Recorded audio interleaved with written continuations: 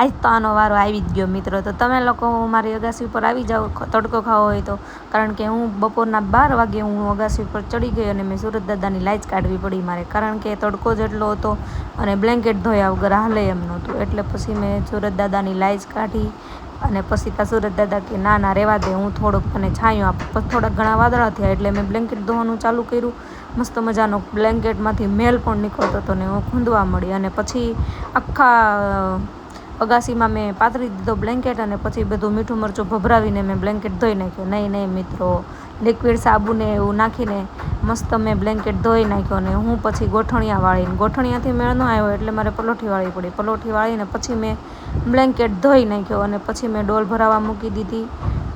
ત્યાં સુધીમાં જો મિત્રો, મને તડકો એટલો લાગતો હતો કે વાત જ ના પૂછો. અને પછી મેં આ બાજુ આ જો એ છાંયે બેઠી બેઠી મને જોતી હતી, મને કે નીચે વહી જા, ખરા તડકાનું કામ ન કરાય. પણ આપણે તો બહુ કામ ડાયરા ને મિત્રો. તમને લોકોનો વિડીયો ગમે તો લાઈક છે અને સબસ્ક્રાઈબ કરજો. અને હું બ્લેન્કેટ ધોઈને નીચે વહી